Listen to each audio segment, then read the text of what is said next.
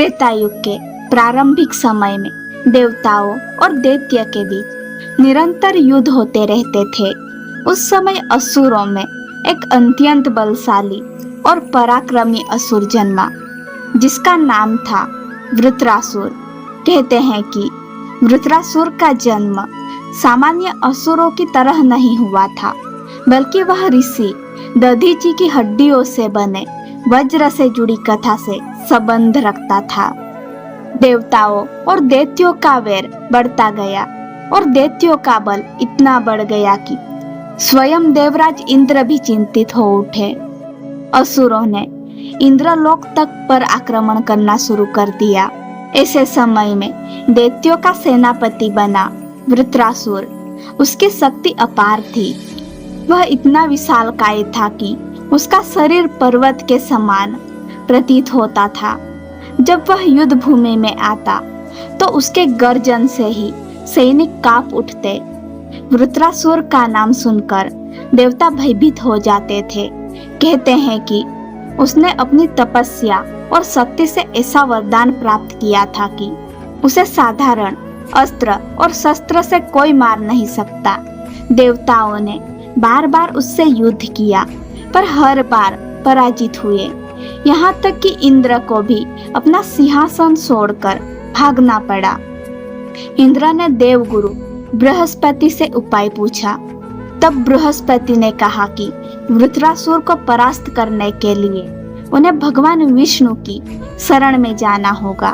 तभी देवता मिलकर क्षीर सागर पहुँचे और भगवान विष्णु से प्रार्थना की।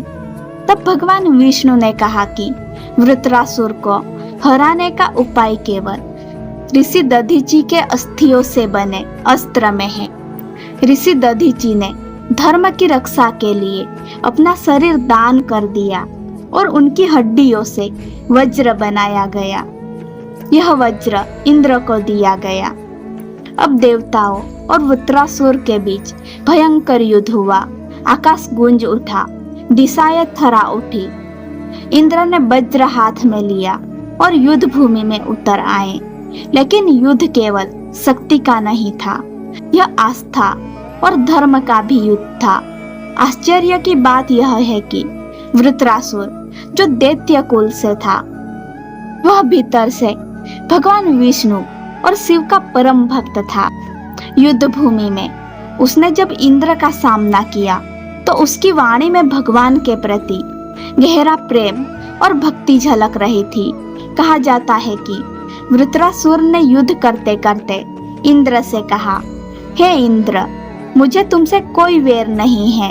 मैं जानता हूँ कि मेरा अंत तुम्हारे हाथों ही निश्चित है। यह सब भगवान की इच्छा से हो रहा है। परंतु सुनो, मैं मृत्यु से भयभीत नहीं हूँ। मुझे केवल इतना चाहिए कि जब यह देह छूटे तो मेरा मन सदा भगवान नारायण और महादेव के चरणों में ही लगा रहे।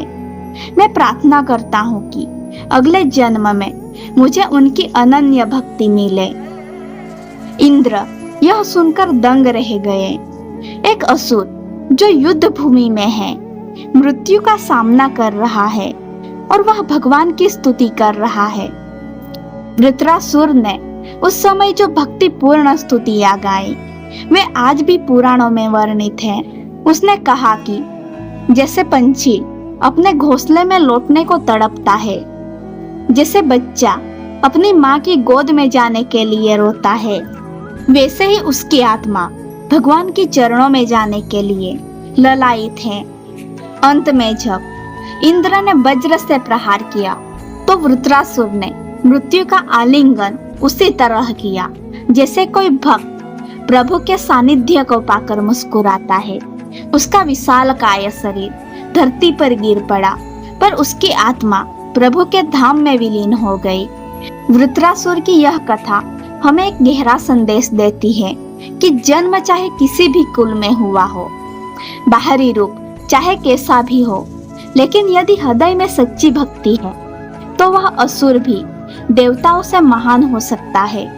वृत्रासुर ने युद्ध भूमि में हार कर भी भक्ति के मार्ग में विजय प्राप्त की। दोस्तों, आपको यह कहानी कैसी लगी? अगर आपको यह कहानी पसंद आई हो तो वीडियो को लाइक, शेयर और चैनल को सब्सक्राइब जरूर करें। ऐसी ही रहस्यमय कथाएं और कहानियां जानने के लिए फिर मिलते हैं अगली वीडियो में।